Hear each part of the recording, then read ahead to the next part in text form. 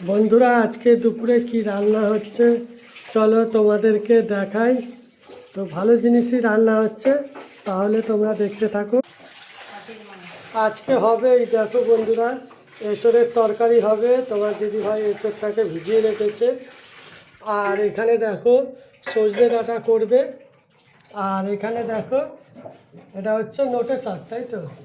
নোটে শাক হবে। শাক অতটা চিনি না, আনার কাজ আনি। তো এই হচ্ছে আজকে দুপুরের মেনু। আর তোমাদের রান্না হয়ে গেলে অবশ্যই দেখাচ্ছি ভিডিওটা, তোমরা সবাই দেখতে থাকো। তো দেখো বন্ধুরা, রান্না কমপ্লিট হয়ে গেছে। এই দেখো এইখানে ভাত দিয়ে দিয়েছে। আর এই দেখো এখন তোমার দিদিভাই শাক দিয়ে দিচ্ছে। তো নোটে শাকটা দেখো। আর তারপরে এখানে দেখো সজনে ডাঁটা পোস্ত দিয়ে করেছে। দেখো কত সুন্দর, একদম মাখা মাখা করেছে। আর এই দেখো আমের চাটনি। তো আমের চাটনি তো আমি এখন বেশ খাচ্ছি, গাছের যেহেতু আম এখন ধরতে গেলে রোজই হচ্ছে। আর এখানে দেখো বন্ধুরা এঁচোড়। তো দেখো কষা কষা মাংসের মতন করেছে। তো খুব সুন্দরই হয়েছে। আর তোমাদের ভিডিওটা কেমন লাগলো অবশ্যই কিন্তু কমেন্ট করে জানাবে। আর রান্নাগুলো কেমন হয়েছে সেটাও কিন্তু কমেন্ট করে জানাবে। তাহলে চলো বন্ধুরা খাওয়া যাক। দেখো তোমাদের বলেছিলাম না কষা কষা করে। আর এঁচোড় কিন্তু এরকম করে করলে দারুণ স্বাদ লাগে। আর আমরা এইভাবেই বেশি খাই।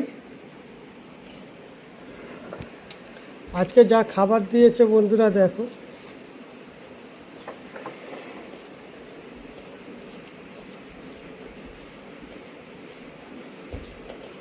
অনেক দিন পরে বন্ধুরা নোটে শাকটা খাচ্ছি।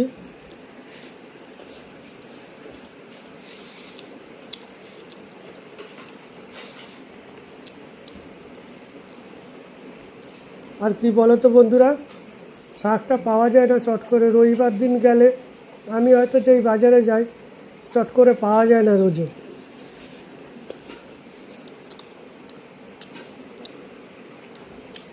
আর রবিবার ছুটির দিন থাকে তো সবাই খায় শাক পাতাগুলো বেশি। কেন ওই দিন তো সময় থাকে না মানুষের হাতে।